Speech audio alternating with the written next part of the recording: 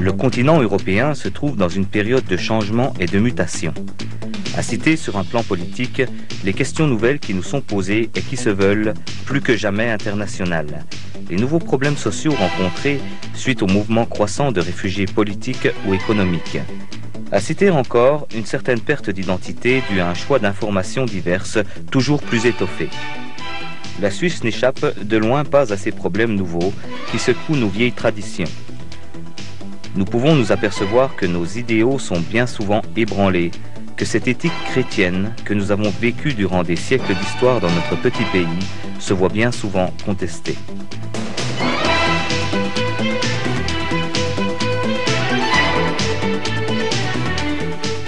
Il n'en est pas de même pour d'autres contrées, notamment en Asie, où par exemple, la Corée du Sud est en train de vivre un réveil spirituel impressionnant. En effet, c'est là-bas que nous avons rencontré Paul Yong-Ki-cho, pasteur d'une église chrétienne de plus de 700 000 personnes. Basée à Séoul, cette église n'est qu'un exemple concret de la croissance du christianisme dans ce pays.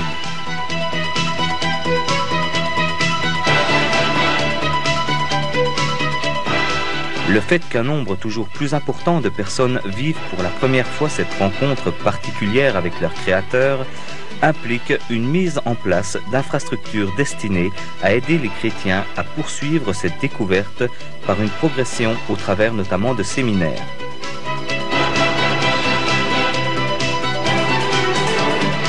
C'est dans ce même but que le pasteur Paul Yong-Ki-cho fut invité en Suisse. En effet, c'est en 1991 qu'a eu lieu à Yverdon le séminaire sur la croissance de l'Église.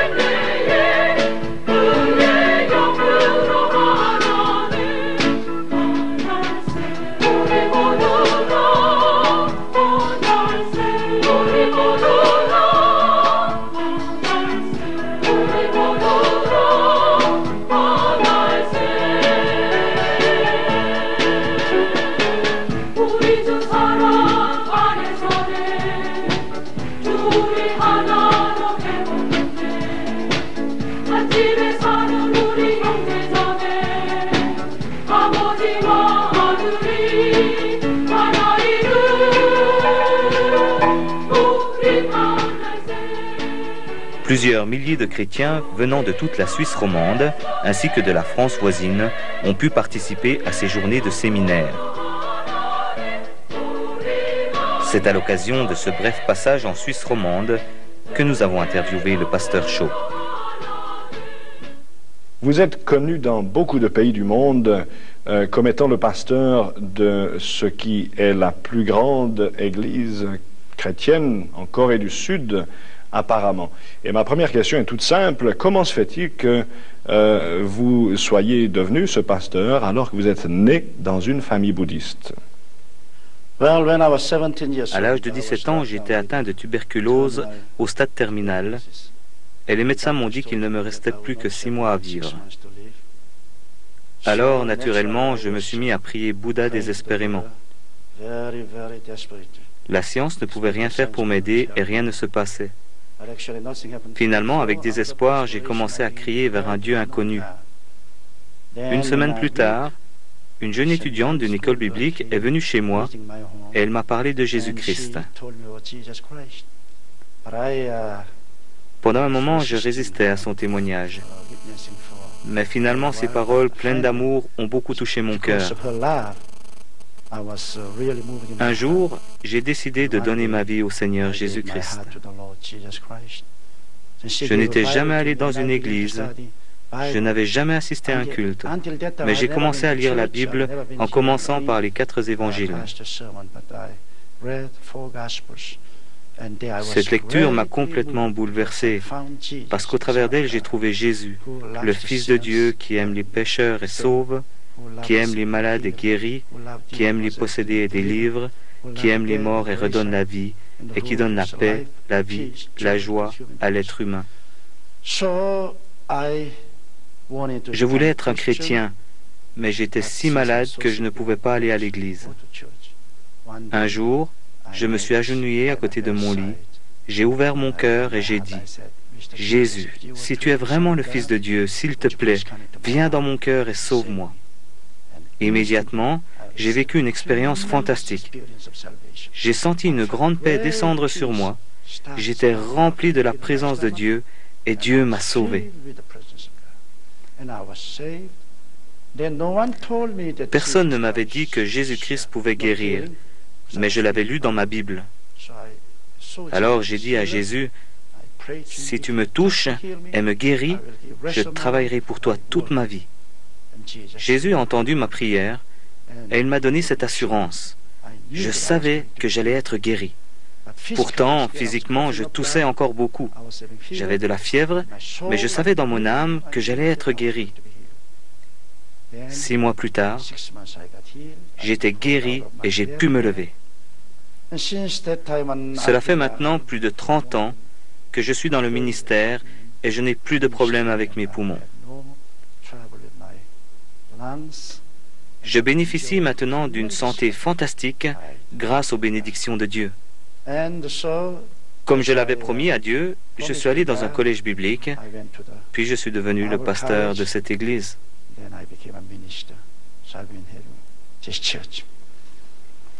Vous mentionnez l'aspect de la guérison.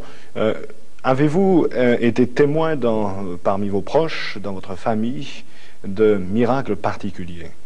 Surely. And since that time, my parents became Christian, seeing the tremendous miracles. Bien sûr, avant que mes parents deviennent chrétiens, ils ont assisté à de nombreux miracles dans mon corps. J'ai 4 frères et 3 sœurs. Ils se sont tous convertis et ils sont tous devenus chrétiens. 2 frères sont pasteurs et un frère fait partie des anciens de mon église.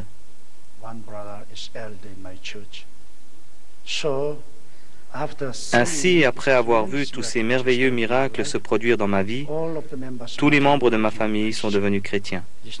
Ce n'était pas facile de devenir chrétien parce que par tradition, génération après génération, nous étions des bouddhistes très fervents. Mais les miracles ont convaincu leur cœur qu'il y avait un Dieu vivant. Alors, ils ont accepté Jésus. Maintenant, nous sommes tous chrétiens, très heureux, et nous servons le Seigneur. On m'a dit que votre fils, un de vos fils, a vécu une expérience dramatique. Pourriez-vous nous expliquer cette situation? Oui, lorsque mon fils avait environ 10 ans, il était à l'école primaire. À midi, les garçons sont sortis acheter leur repas dans les petites échoppes se trouvant dans la rue. Mais un homme avait mis un terrible poison dans la nourriture. Vous savez, ça se passe maintenant partout dans le monde. Ils empoisonnent le Coca-Cola ou d'autres choses. Ainsi, instantanément, des douzaines d'enfants sont morts dans la rue et mon fils était tellement empoisonné qu'il est tombé par terre. Des gens l'ont ramené à la maison. Je parlais à l'église du plein évangile pour une convention d'hommes d'affaires lorsque ma femme m'a appelé. Je me suis précipité à la maison. Mon fils était là, étendu sur mon lit, mourant. Il ne portait plus d'habits parce que sa température était très élevée.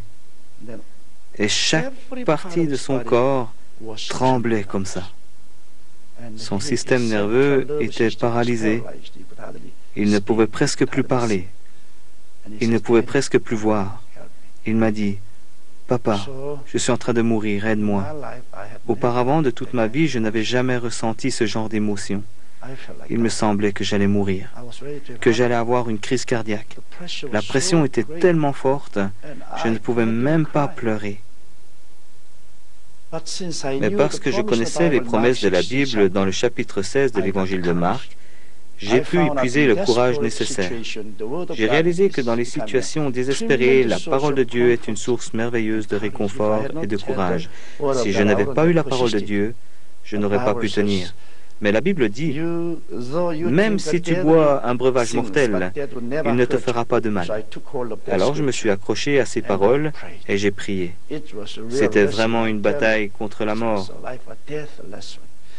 Satan s'opposait à mes prières. Il me semblait qu'elles ne montaient pas plus haut que le plafond. Oh, l'opposition était terrible. Mais pour sauver la vie de mon fils, j'ai prié, prié et prié. Finalement, la résistance de Satan a été brisée et j'ai pu sentir la présence de Dieu. Une grande joie remplit mon cœur et j'ai reçu la foi de Dieu en moi. Une foi réelle, sans aucun doute. Je suis allé vers mon fils. Il avait arrêté de souffler. Son pouls ne battait plus. Son corps se refroidissait. Je lui ai dit, mon fils Samuel, dans le nom de Jésus-Christ, lève-toi, reviens. Quelques instants plus tard, il a commencé à bouger. Il s'est levé, il a ouvert la bouche et a rejeté tout le poison qu'il avait avalé. Ensuite, il s'est remis à respirer et il est revenu à la vie. C'était le plus grand miracle que je n'ai jamais vu dans ma vie et l'expérience la plus formidable que je n'ai réalisée. Maintenant, quand je vois mon fils, il a 21 ans et il étudie aux États-Unis pour devenir pasteur. Je loue toujours le Seigneur parce que je l'ai perdu une fois. Mais il est revenu à la vie grâce à Dieu. Je chéris ce fils. Je l'aime. C'est certainement une histoire et un témoignage magnifique, mais vous en conviendrez, on n'a pas tellement de ces témoignages de résurrection des morts. En connaissez-vous d'autres comme ceci? Oui, dans mon église, il y a un merveilleux vieillard qui a été mon associé pendant plusieurs années. Il a environ 70 ans, les cheveux argentés et il est actif à la montagne de prière. Il s'appelle pasteur Kim Sam Hao. Il y a 30 ans, il se trouvait dans la partie de Cham Cham, au sud, et sa femme est décédée. Ils l'ont enterré, et 5 jours plus tard, il est allé avec ses enfants vers la tombe. Il pleuvait et la tombe était fendue. Tous les enfants étaient agrippés à la tombe et ils disaient « Maman respire, papa, maman respire. La tombe est fendue, sauve-la. » Mais il leur a dit « Non, il pleut, c'est une nouvelle tombe et la terre se fissure. » Il a essayé de les réconforter, il leur a donné de l'argent, puis il est retourné seul à la maison. Il pleurait, son cœur était brisé. Il a lu les Écritures.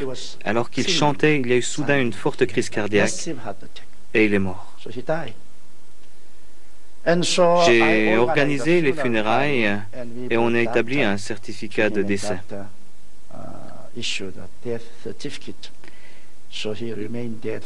Il est resté sans vie pendant 3 jours. On a lavé son corps, on a apporté le cercueil et on était prêt à l'y placer. En Corée, nous n'avons pas de centre funéraire comme ici. Les funérailles se passent simplement à la maison. Alors qu'on était prêt à le placer dans le cercueil, il s'est levé. On était tous effrayés. Certains sont partis en courant.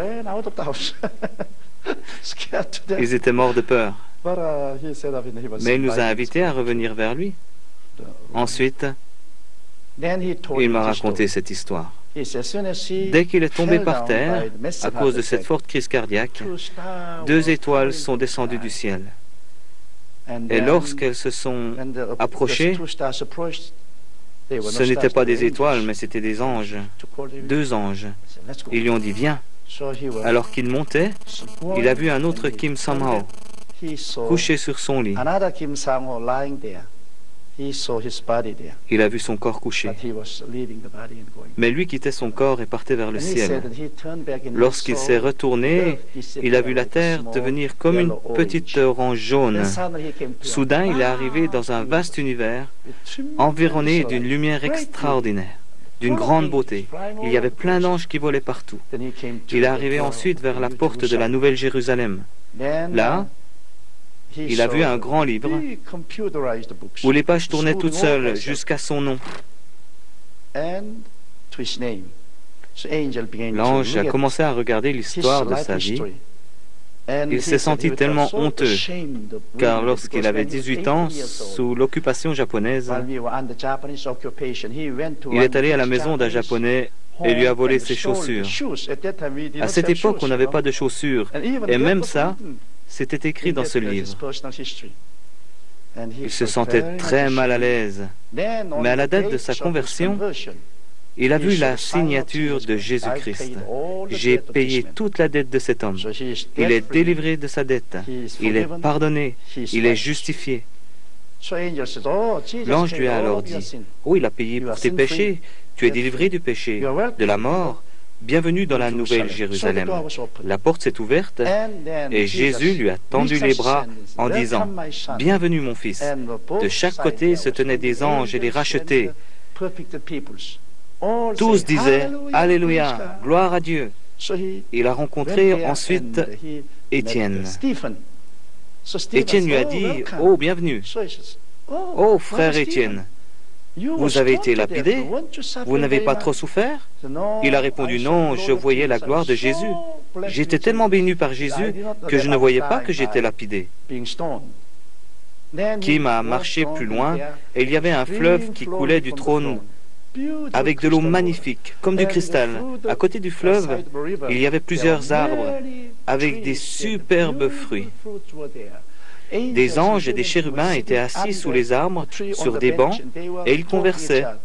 And they Ils would tendaient la reach main out pour the prendre des fruit, fruits take and et eat. ils mangeaient. Next moment, the fruit's L'énergie du energy fruit devenait turned ensuite into a un parfum beautiful odorant perfume and light. et une lumière All shined illuminait out leur of face. visage. And so Kim he said demanda to à Jesus, Jésus, "Jesus, I want Jésus, to j'aimerais see voir ma my femme. wife." It's okay. Jésus lui Yes. dit, d'accord, He allons-y. said, "Oh, Devant lui, the il y avait une étendue infinie de maisons. endless," he Il ne said. pouvait pas en He voir la could not fin. see the C'était end une of the ville nation. Great merveilleuse. city. Beautiful city. So he Il came arriva to vers one l'une des mansion. maisons. Then La the door porte was open. était ouverte. His wife came out Sa with femme sortit, long, portant une longue et beautiful magnifique gown. robe blanche. Two angels Deux anges se stood tenaient à beside ses her. côtés. He says, Elle lui dit, "Welcome, welcome." bienvenue, bienvenue à la Nouvelle Jérusalem. Then, oh, he was moved. Il était But he bouleversé, said, mais he aussi felt very très sorry. déçu, His parce que sa femme partner said, ne le disait "Honey." pas chéri, He always- mais he elle always disait said, frère. "Brother." So Il then he réalisa found alors that there qu'il was n'y a no aucune difference différence of entre men les and hommes et les femmes. women. We are all Nous sommes tous frères brothers in heaven. au ciel. So she said, Elle lui "Brother, dit, I frère, welcome you." je te souhaite la bienvenue. When I was living Puis elle in the world, ajouta, sur la terre, Dieu nous a donné plusieurs enfants. gave several children. They are Ils ont happy. maintenant le cœur brisé, je le sais. When you go back to Lorsque earth, tu retourneras, tell them that dis-leur their que leur maman former terrestre earthly mother est plus is en vie more alive ici here que sur la than terre. there. That's what they were telling C'est ce qu'il disait. Jesus said, Jésus "Oh, lui dit, you can't oh, stay tu ne here peux too pas long." rester ici Let's trop go. longtemps, So partons. Jesus took him to a Il l'a conduit alors dans une big immense maison de louanges. worshiping hall. He said Il ne pouvait pas en he voir could la see fin. the end. And there Il y avait were des gens people, et des anges angels depuis from des generation générations to et des generation générations worshiping qui God. louaient God Dieu. was like a Dieu était big comme une immense mountain of montagne light. de lumière. He said he could not Il see ne God pouvait pas voir because Dieu, of light. mais seulement la lumière. And they were Il worshiping l'adorait like comme a une énorme vague de big louanges, waves of ocean. In avec de beautiful merveilleux songs. chants. And he said, "The blessing La was bénédiction flowing coulait from du the trône throne. depuis l'avant. Oh, the righteousness, La paix, la peace justice, and la joy joie de were Dieu inundating l'envahissait him. tellement He could not qu'il ne pouvait pas hold contenir all of tout ce those bonheur. happiness. Then Jesus Jésus lui said, dit, "Now, il y a encore d'autres there are endroits one que place tu to dois go voir. see." So they Ils se rendirent came and there vers was un grand a restaurant, great restaurant, party une area, grande fête. and all the party Tout were était ready. prêt. And Des angels anges were étaient at à la the door, porte, they were cherchant looking quelqu'un. for somebody. And Kim he demanda, asked, "Why they are mais looking pourquoi for somebody?" attendent-ils quelqu'un? Already Le the festin est party déjà is préparé prepared. et nous attendons tous que les chrétiens ressuscitent et viennent à la maison. Tout le festin est prêt. Les anges serveurs attendent que les chrétiens viennent à la maison. Et ils vivent à tout moment dans l'attente de la seconde venue de Jésus-Christ et de la résurrection de tous les chrétiens. Kim dit ensuite, « J'aimerais pouvoir voir ma maison. » Ok, viens. Ils passèrent à côté de beaucoup de magnifiques maisons. Puis, ils arrivèrent à un endroit où une maison était construite, mais il manquait le toit. Il y avait un panneau indiquant « Maison de Kim Sam-ho ». « Mais Seigneur, il n'y a pas de toit. » Jésus lui répondit « Oui. Pendant que tu travailles dans le monde et accomplis beaucoup de bonnes œuvres, nous prendrons ce matériel et nous construirons le toit. Et pendant que nous utilisons ce matériel pour construire le toit, dès que ce sera terminé, j'enverrai des anges pour te ramener à la maison. Mais ce n'est pas encore le moment pour toi de demeurer ici. En attendant, nous continuons à construire ta maison. Kim regarda la maison. Il y avait un salon, une cuisine, un bureau, mais étrangement, aucune salle de bain, ni aucun lit. Mais il n'y a pas de salle de bain, dit-il. Jésus lui répondit, « Tu n'en as pas besoin ici. Cette nourriture si parfaite se transforme en énergie qui remplit ton corps et se transforme en un parfum odorant. Ainsi, cette nourriture parfaite n'engendre pas de résidus. Donc tu n'as pas besoin de salle de bain. Pour le lit, on ne dort pas ici. Mais tu auras un salon, un bureau, toutes ces choses pour la communion avec tes amis. » Jésus lui dit alors, « Oh, tu dois te dépêcher. Ton corps est prêt pour l'ensevelissement. Bien. » Et Jésus le poussa en avant. Soudain, quelqu'un l'appela. « Oh, Kim Sam-ho, Kim Sam-ho. » Abraham courait vers lui. Kim le reconnut. « Hé, Abraham, comment allez-vous » Abraham lui serra la main et lui dit, « À ton retour, dis à mes enfants que Jésus-Christ va bientôt revenir. Prépare-les, annonce la bonne nouvelle. Les temps sont très courts. » Jésus dit, « Non, tu ne peux plus rester ici. Que les anges l'emmènent rapidement à la maison. » Les anges le ramenèrent dans l'espace, l'univers. Kim descendit et put voir sa maison depuis très loin. Il put voir au travers du toit. Son corps était étendu, le cercueil à côté de ses amis, prêt à l'y déposer. Il descendit, debout, vers les pieds de son corps. Jésus dit, « Retourne dans ton corps. » Et il se leva. Cet homme est toujours en vie. Il n'aime pas beaucoup raconter cette histoire, parce qu'il est très timide et très humble. Il a peur de la raconter, parce qu'il ne veut pas que les gens le prennent pour plus qu'il n'est. Mais je suis son patron, alors quand je lui demande, il la raconte. Si jamais vous revenez en Corée avec votre équipe de télévision, je ferai des arrangements pour qu'ils puissent en parler directement devant les caméras.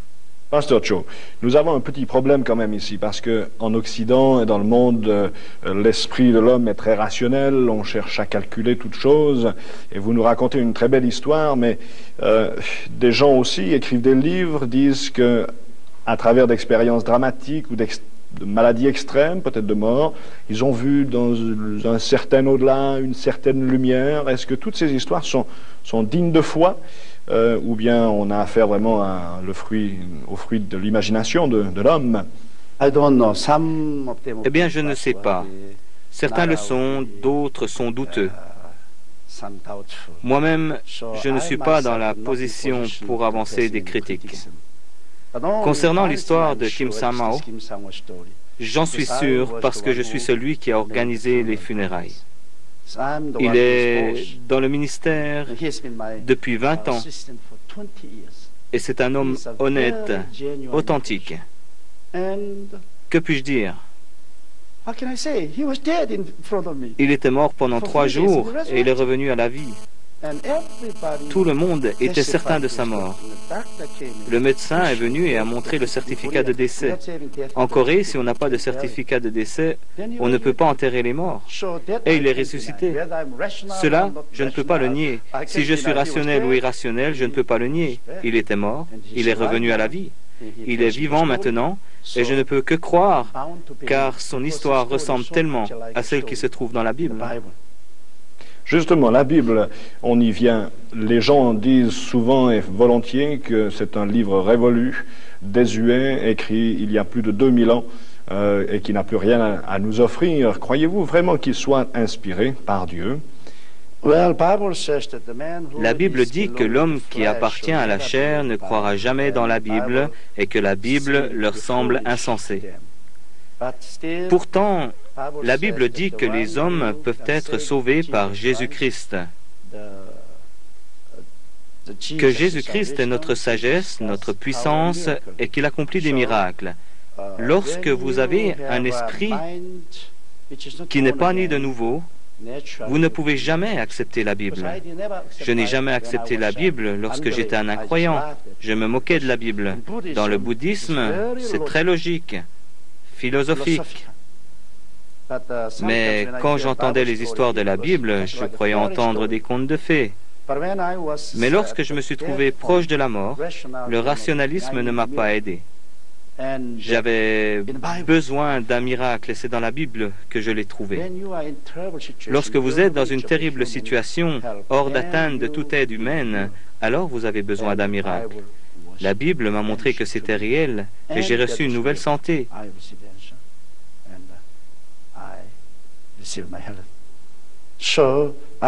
Les incroyants en rient, mais lorsque vous recevez Jésus et que votre esprit est éclairé par le Saint-Esprit, la Bible devient si précieuse. C'est la parole de Dieu directement inspirée par Dieu pour les personnes de cette génération. Quel conseil donneriez-vous à quelqu'un qui souffre, par exemple, de maux physiques? Il n'y a pas d'endroit sur la terre où les gens ne soient pas confrontés à la maladie sous toutes ses formes. Quel genre d'aide et de secours peuvent-ils trouver au travers de la Bible? Jésus-Christ est la réponse pour les problèmes de notre vie, même pour les gens qui n'ont pas de maladie dans leur corps physique. Cependant, depuis le début, les gens sont dans une situation sans espoir, car les philosophes existentialistes, depuis la Deuxième Guerre mondiale, ont commencé à expliquer très clairement la condition humaine. Les êtres humains sont confrontés à une situation désespérée. Premièrement, ils sont désespérés à cause de la conviction dans leur cœur qu'ils sont pécheurs, incroyants. Pourtant, ils ont conscience de leurs péchés et ils ne peuvent trouver une solution à ce problème. Les gens ont aussi des sentiments contraires. Ils n'ont aucune valeur pour lesquelles ils pourraient vivre. Tous ressentent un vide. Posez la question à n'importe quel non-chrétien. Ils ont un vide qu'ils essayent de combler par la joie du monde, l'alcool, la drogue, le sexe. Mais rien ne peut combler ce vide. Ils sont désespérés par ce vide. Les gens sont désespérés parce qu'ils vont mourir. Actuellement, les gens sont dans une situation désespérée. Ils cherchent des réponses. Jésus-Christ est la seule réponse. Il nous délivre du péché et il nous donne la vraie valeur pour notre vie parce qu'il introduit le Dieu vivant dans notre vie. L'âme de Jésus est morte puis ressuscitée. Il nous montre ainsi qu'il y a une vie après la mort. La mort n'est pas la fin de la vie humaine. Jésus est la seule réponse pour notre esprit, notre âme, notre corps et notre vie. Il n'est pas seulement la réponse pour les malades, mais aussi la réponse pour les cœurs vides des êtres humains. Maintenant, Est-ce que cela veut dire qu'il faut simplement lire la Bible, aller à l'église ou prier? Que faut-il faire pour que ces choses deviennent alors une partie intégrante de la vie des gens? Que devons-nous faire pour que nos vies changent? Les gens devraient aller à l'église, car Dieu a suscité des pasteurs, des prophètes, des évangélistes, des enseignants pour aider les gens. Ainsi, ils vont découvrir la parole de Dieu par la puissance du Saint-Esprit. Ils devraient ainsi aller à l'église et écouter les messages des pasteurs. Ils devraient aussi rencontrer des amis chrétiens, des chrétiens de cœur au travers desquels ils pourraient trouver des réponses. Et lire les Écritures, oui, lire les Écritures. J'ai rencontré une fois un philosophe en France, à Paris. C'était un incroyant, vraiment un incroyant. Un gitan s'est rendu dans son bureau et lui a parlé de Dieu. Ce philosophe s'est mis à rire, mais le gitan lui a demandé, « Est-ce que vous êtes heureux? Si vous ne l'êtes pas, croyez en Jésus, soyez baptisés d'eau, recevez le Saint-Esprit. Alors Dieu vous sauvera. » Ce professeur riait, mais il ne pouvait pas argumenter avec ce gitan qui n'était pas cultivé. Celui-ci répétait, « Repentez-vous, recevez Jésus-Christ, recevez le baptême, recevez le Saint-Esprit, si vous désirez être heureux. » Puis il est parti. L'homme était choqué. Elle décida d'essayer. Il a fermé la porte, s'est agenouillé et a dit, « Dieu en qui je ne crois pas, toi que je ne reconnais pas, si tu es vraiment là, pourquoi ne viens-tu pas? Pardonne-moi. Sauve-moi, comme ce gitan m'a dit. Donne-moi le Saint-Esprit et le bonheur. » Il était bouleversé et il a pleuré pendant 1 heure, confessant son péché, et il est devenu chrétien.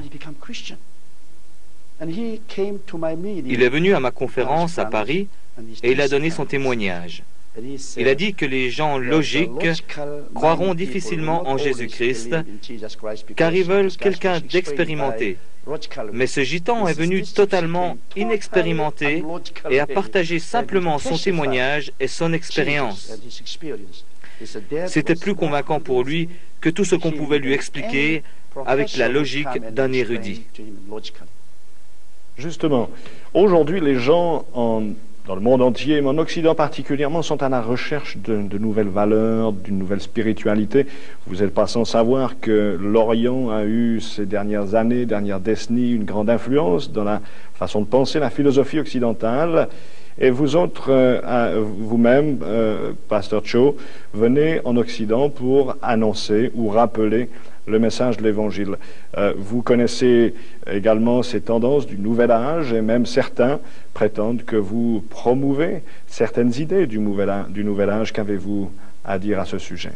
Je me demande si les peuples orientaux ont déjà encouragé le mouvement du Nouvel Âge. En venant en Europe, j'ai compris ce que désire ce mouvement. Principalement, j'ai trouvé qu'il met en avant l'être humain à la place de Dieu.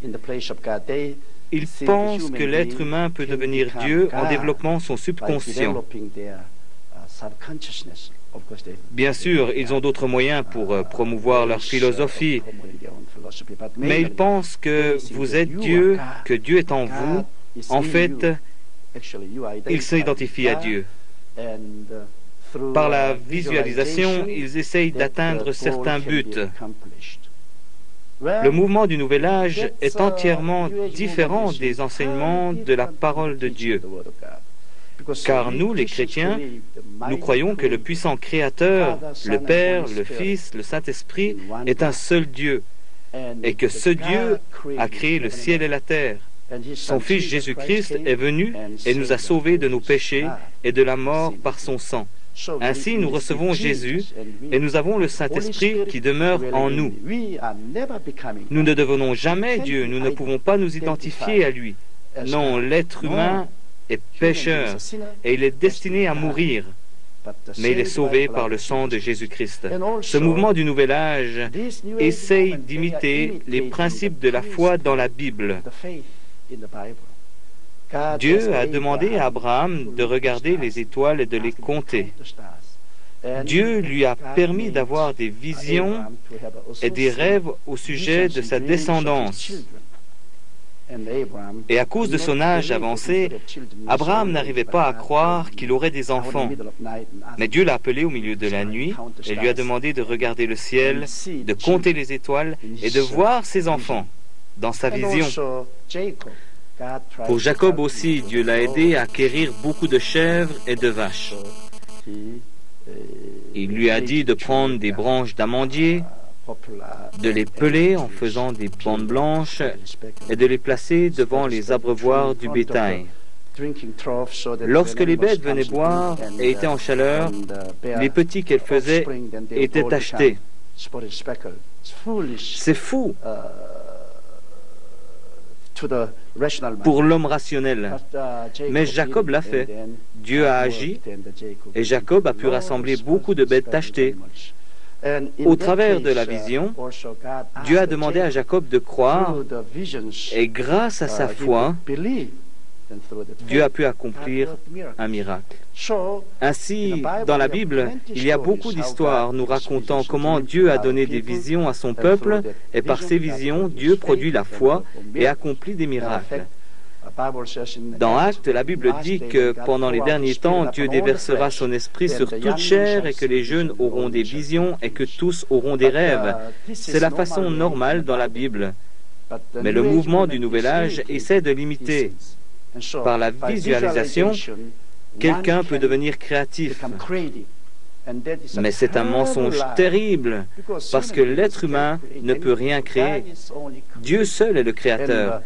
Dieu met sa foi dans notre cœur par des visions et par la foi. Le Saint-Esprit crée. Nous ne pouvons rien créer. Nous sommes seulement des instruments. Ainsi, il y a une grande différence entre le vrai christianisme et le mouvement du Nouvel Âge. Les gens me disent que j'encourage le mouvement du Nouvel Âge. C'est comme si j'encourageais le communisme. Je ne le fais ni pour le communisme, ni pour le mouvement du Nouvel Âge. C'est un produit du diable. Et je me bats contre cette action. On dit qu'en Corée, qui en fait était longtemps un pays bouddhiste, elle est peut-être toujours, il se compte une proportion de 20% de la population qui soit chrétienne. Est-ce que c'est exact? Traditionnellement, la Corée était bouddhiste pendant presque 3000 ans. Mais il y a environ 100 ans, deux missionnaires américains sont venus et ils ont commencé à annoncer l'Évangile. Le Saint-Esprit a agi puissamment. Maintenant, sur une population de 42 millions d'habitants,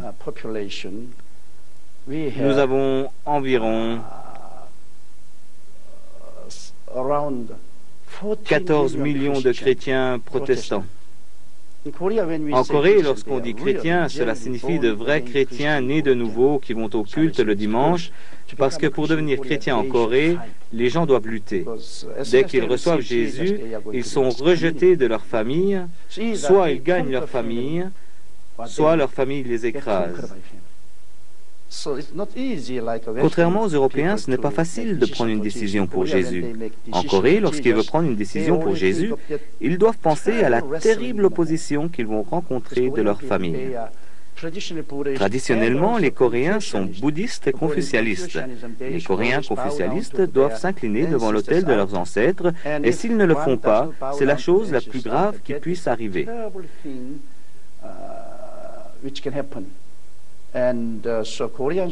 Ainsi, la société coréenne est beaucoup plus centrée sur la priorité filiale. Et lorsque nous rejetons cela, ils disent « Tu es comme un chien ou un porc, tu n'es pas un être humain ». Ce n'est donc pas facile de devenir chrétien. Il faut lutter contre le bouddhisme et d'un autre côté contre le confucianisme. Lorsque les gens se convertissent, ils deviennent des chrétiens authentiques. Ainsi, lorsque je parle de 13 millions de vrais chrétiens, nominalement, si on rassemblait tous les chrétiens, on atteindrait presque les 15 millions. Mais je dis généralement qu'ils sont 13 millions chrétiens nés de nouveau. Nous avons encore 3 millions de catholiques. Ils sont aussi différents des catholiques de l'Ouest parce qu'ils croient vraiment en Jésus. Certains d'entre eux parlent en langue et ils ont des rencontres de prière fantastiques. Ainsi, en calculant, on arrive à peu près à 40% de chrétiens en Corée. 40%. 40%. C'est justement tout un problème pour la chrétienté occidentale. Quand je prends l'exemple de la Suisse, par exemple, certaines statistiques montrent que moins de 3% fréquentent l'Église, se lèvent le dimanche matin et vont à l'Église. Dans d'autres pays européens, c'est encore pire. Ce continent de l'Europe qui était le berceau du christianisme est devenu, au dire de certains, de nouveau un champ missionnaire. Qu'en pensez-vous? Je le pense aussi parce que je suis venu pour la première fois en Europe. Je suis arrivé avec enthousiasme parce que j'allais me trouver au point de départ du christianisme. Je pensais que j'allais voir partout des anges dans toute l'Europe. Mais lorsque je suis arrivé, j'étais tellement choqué. Je croyais que j'allais mourir. Les gens étaient si séculaires, si mondains. Je voyais plusieurs grandes cathédrales presque entièrement vides. Et les gens ne se préoccupaient pas beaucoup du christianisme. Actuellement, les pays européens vivent vraiment dans une époque post-chrétienne.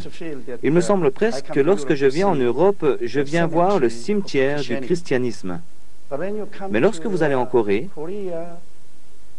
en Indonésie, aux Philippines ou en Amérique du Sud, vous voyez la puissance vivante du christianisme.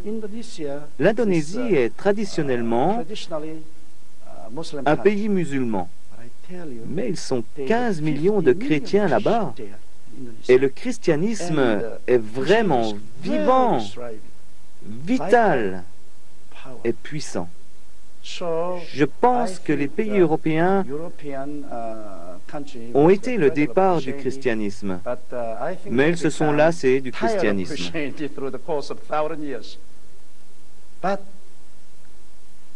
Mais il y a de l'espoir, car en dessous de la culture, je peux sentir le christianisme. Vous avez des vacances pendant Noël, à Pentecôte. Plusieurs personnes ne savent certainement pas pourquoi ils ont des vacances. Pourtant, c'est une tradition chrétienne. Vous avez un puissant fondement du christianisme. Si seulement Dieu pouvait mettre le feu là, ça exploserait. Quelle est la source de ce problème? Pourquoi l'Europe s'est-elle déchristianisée? Les gens se sont installés petit à petit dans le matérialisme séculaire. Maintenant, ils s'en lassent à nouveau. Ils pensaient qu'ils allaient trouver la joie et le bonheur dans le matérialisme et la prospérité, mais ils réalisent maintenant que c'était une promesse vide. Je crois que les gens commencent à voir la réalité. Petit à petit, par Jésus-Christ, je crois que les Européens vont revenir au Seigneur. Je suis sûr qu'il y aura un grand réveil dans un proche futur. C'est ma conviction. Quelles sont les conditions de ce réveil, à votre avis? La prière. Lorsque les gens commencent à prier, alors Dieu écoute. Il y a 10 ans, lorsque je suis venu en Europe, les gens ne priaient pas. Ils étaient très fiers. Maintenant, je trouve que les gens prient. Plusieurs chrétiens se rassemblent, ils prient, ils organisent des rencontres. Tous les grands réveils commencent par la prière fervente.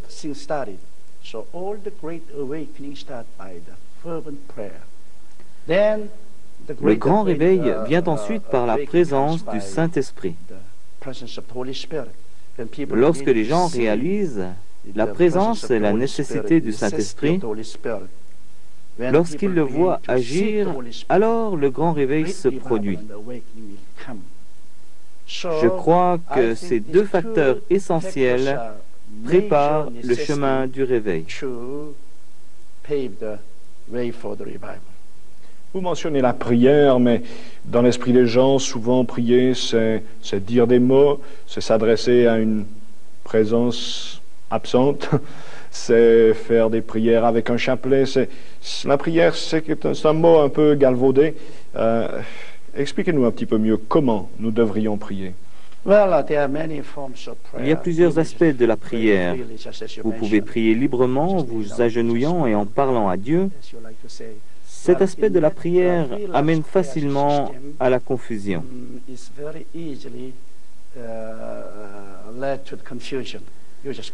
Ce serait comme aller en brousse et tirer un peu au hasard.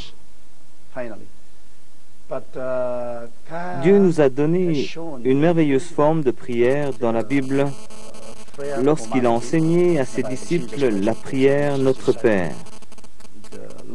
Lorsque vous priez selon le Notre Père, c'est merveilleux.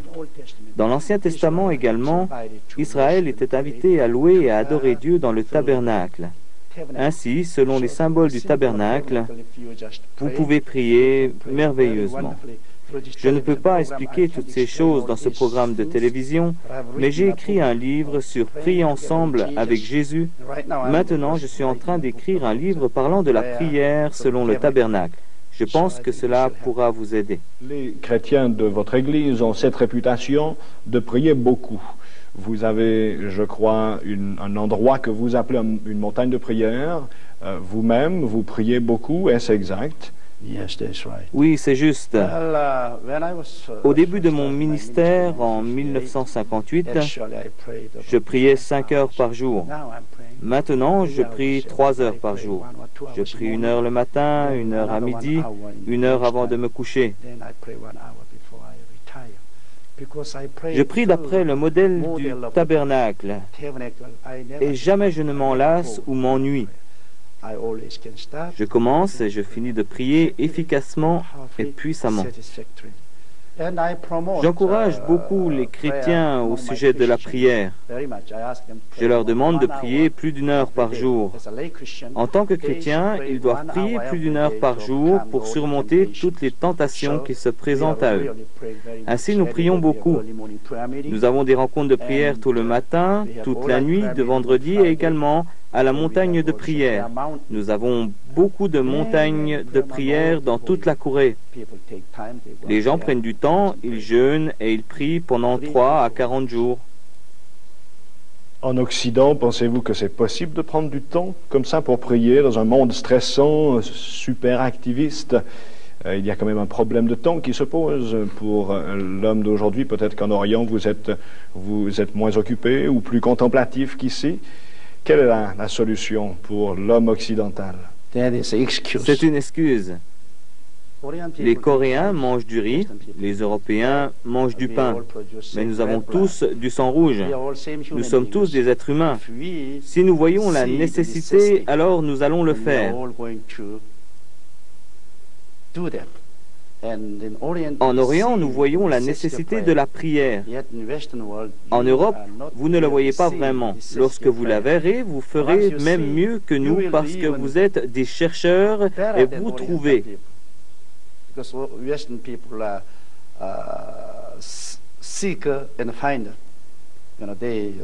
cherchez vraiment et vous trouvez parce que vous avez conquis le monde entier, alors vous ferez de même mieux que nous. Alors ce que vous êtes en train de dire, c'est que là où il y a une volonté, il y a une possibilité. Là où on veut, on peut. Des foules entières, chaque semaine, peut-être chaque jour, inondent votre église à Séoul et viennent le dimanche pour vous écouter prêcher. Combien de services avez-vous journellement ou hebdomadairement dans votre église? Dimanche, nous avons 7 services et nous avons aussi plusieurs églises satellites qui sont reliées par un système de télévision. À chaque service, il y a 30 à 50 000 personnes qui y assistent. Le mercredi, nous avons 3 services. Le vendredi, nous avons bien sûr la nuit de prière avec 15 000 personnes qui viennent à la maison mère. En comptant les gens qui vont dans les églises satellites, cela fait environ 30 000 chrétiens qui prient toute la nuit. Nous avons encore un service chaque soir du lundi au samedi.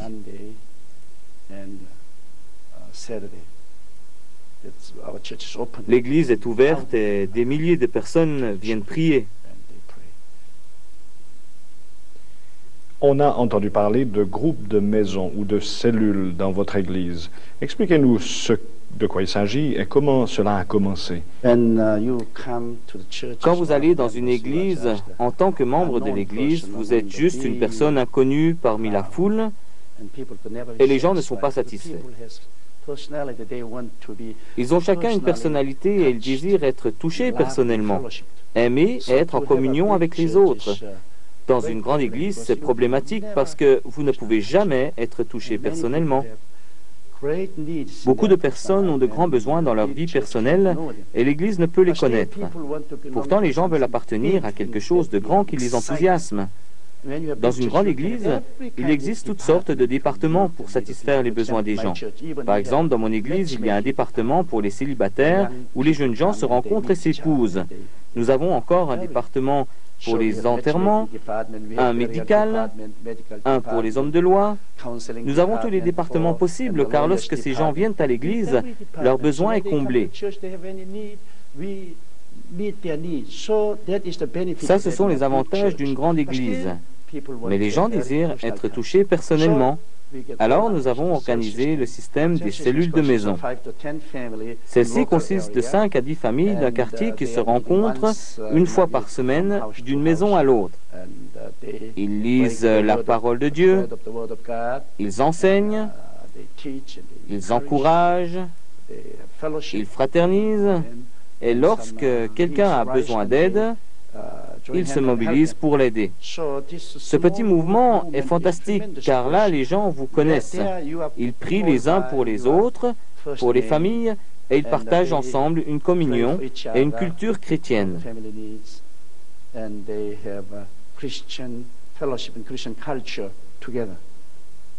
Mais le dimanche, ils viennent tous à l'église mère pour louer Jésus-Christ et ils sont enthousiastes.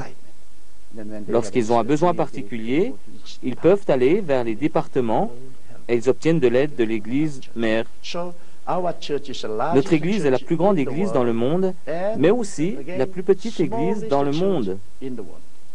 Ce que vous êtes en train de dire, c'est qu'il est possible de vivre une vie d'église très familiale, même lorsqu'elle est grande. Oui, dans une grande église, vous êtes un membre inconnu. Mais lorsque vous allez dans votre cellule, vous êtes quelqu'un de connu, de bienvenu et traité comme une personne.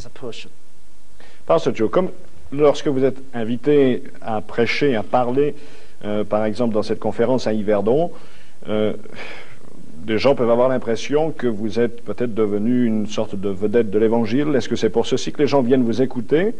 Ou pensez-vous qu'ils viennent parce que vous avez un message à propos à leur communiquer? Je crois qu'ils viennent à cette conférence parce qu'ils ont un besoin dans leur cœur, que ce soit spirituel ou physique. Ils viennent parce que j'annonce Jésus qui peut répondre à leurs besoins.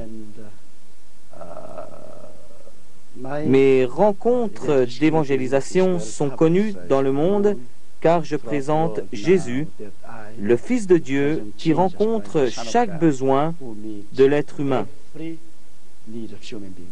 Et je pense que beaucoup de personnes sont venues à cette rencontre en s'attendant à recevoir des bénédictions du Seigneur pour que leurs besoins soient comblés. Vous insistez dans vos messages sur le Saint-Esprit, disant qu'il est une personne au même titre que Dieu le Père, Dieu le Fils. Y a-t-il un nouveau secret à découvrir ici alors? Non, il n'y a pas de secret. Certains disent que la Bible est vieille. Au tout début, la personne de Jésus-Christ vivait vraiment avec le Saint-Esprit en tant que personne. Par exemple, lorsqu'il y eut la conférence à Jérusalem avec Paul au sujet des problèmes avec le pays gentil, la discussion était mouvementée. Finalement, ils ont écrit une lettre aux gentils et ils ont dit, le Saint-Esprit et nous avons décidé. Mais dans cette rencontre, ils ont reconnu le Saint-Esprit en tant qu'une personne véritable. Ainsi, lorsqu'ils ont écrit cette lettre, c'était comme s'ils avaient le Saint-Esprit en personne à côté d'eux. Le Saint-Esprit et nous avons décidé que nous n'allons pas déposer d'autres fardeaux sur vous. Ainsi, dans la première génération, ils ont vraiment vécu avec la personne du Saint-Esprit. Mais à la fin des juges, avant d'envoyer des missionnaires, ils s'attendaient au Seigneur jusqu'à ce qu'ils entendent le Saint-Esprit. La Bible coréenne dit le Saint-Esprit parla, séparé Paul et Barnabas pour mon œuvre. Et la Bible dit qu'ils ont été envoyés par le Saint-Esprit. Ainsi, ils ont considéré le Saint-Esprit comme une personne.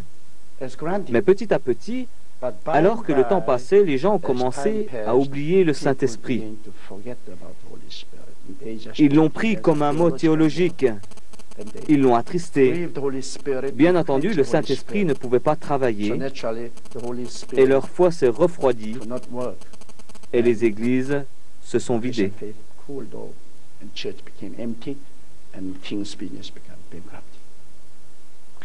Avant de conclure, Pasteur Cho, quel genre de conseils donneriez-vous à ceux qui regardent notre programme maintenant concernant leurs propres besoins? Tout le monde en a, qu'ils soient spirituels, qu'ils soient matériels. Quel genre de conseils ou d'encouragement pourriez-vous leur laisser? Dieu a fait les êtres humains. L'être humain consiste en esprit, l'âme et le corps. Mais il devrait y avoir d'autres priorités dans notre vie. Christ nous a clairement commandé de chercher le royaume de Dieu et sa justice, et toutes les autres choses nous seront données en plus. Le problème maintenant, c'est que les gens changent leurs priorités. Ils cherchent d'abord à satisfaire leur esprit et leur corps plutôt que leurs besoins spirituels. Ainsi, tout devient sans dessus-dessous. Mais je vous dis que Dieu se sent concerné par votre bonheur, votre santé physique, la prospérité dans votre vie. Dieu a créé ce monde matériel. Si vous l'utilisez de la bonne manière, dans le bon ordre, alors vous serez béni. Mais si vous l'utilisez dans le désordre, cela se transformera en malédiction et en piège. Mettons la priorité à la juste place. Nous devons donc chercher d'abord le royaume de notre Père et sa justice. Jésus-Christ d'abord, et ensuite chercher d'autres choses. Dieu vous bénira, et les bénédictions matérielles ne deviendront jamais un piège de Satan. Comment pourrions-nous terminer en nous disant au revoir en coréen? 안녕히 계십시오. Merci.